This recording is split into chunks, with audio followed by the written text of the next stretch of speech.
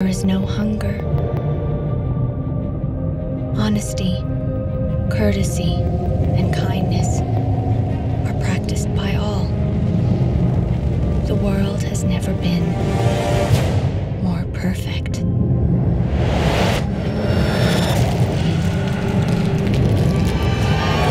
It is no longer your world. Hey guys, hello. Thanks for being with us today. Thanks for having us. So let's start at the very beginning. What was it like when you found out you were going to audition for the host, Stephenie Meyer? It's so cool. It was great, but we knew that we were amongst thousands and thousands of other actors. The odds were really against us, yeah. I think. But it's exciting. It's a great potential franchise, and the people involved, from Stephenie Meyer to Andrew Niccol, the director, and Saoirse Ronan. I can't help but say it was a no-brainer. Yeah. I mean, Andrew Niccol responsible for Gattaca, Saoirse Ronan, Hannah. You know, it's the perfect remedy, the perfect cocktail.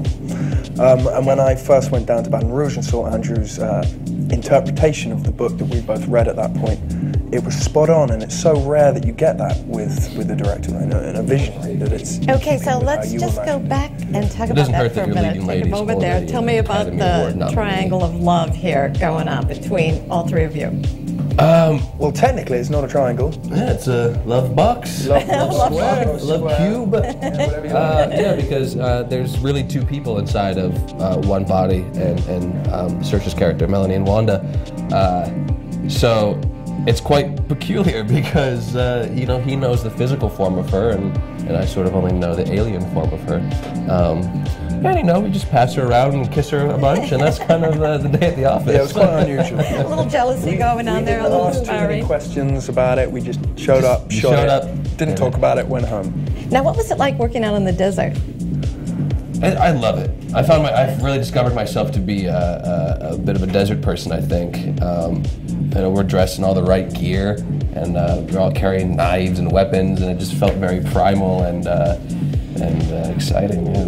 And I'd never seen anything like that. We have nothing like that where I come from, so it kind of blew my mind. And having William Hurt wandering around or coming out of the mist, How great was he to work with? He's incredible. Yeah. I miss going to set and working with him, actually. Now, was Stephenie there? Was she on hand as much as she could be? Yeah. She, but you didn't really feel her presence, though.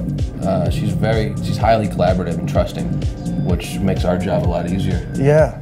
I mean, if you did go up to her and say, can you give us some advice, she would just say, no, just continue what you're doing, go with your instincts, go with your interpretation of Jared or Ian, which was, cool. It gave you, confidence. Now, did you get to improv a little bit, do your own thing?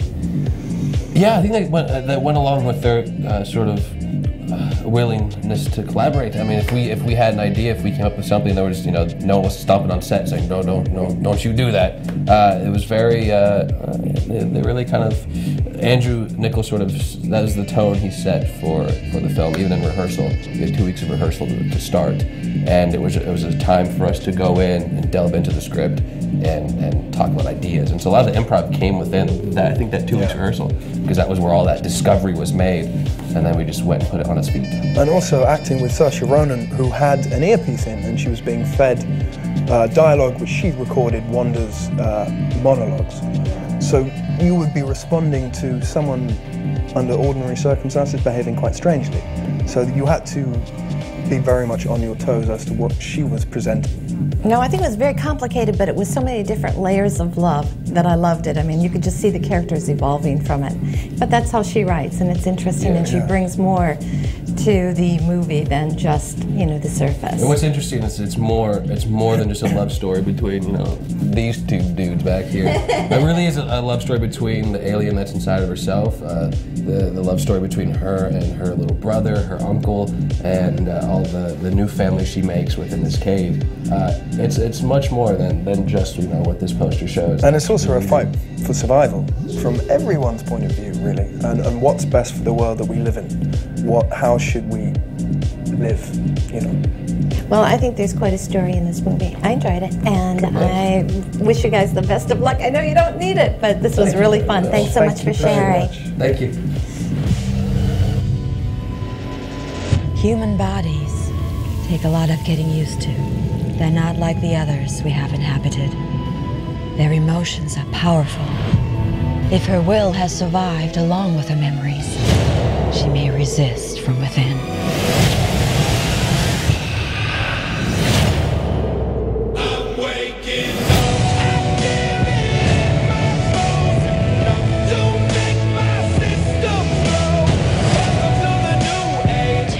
It's not human.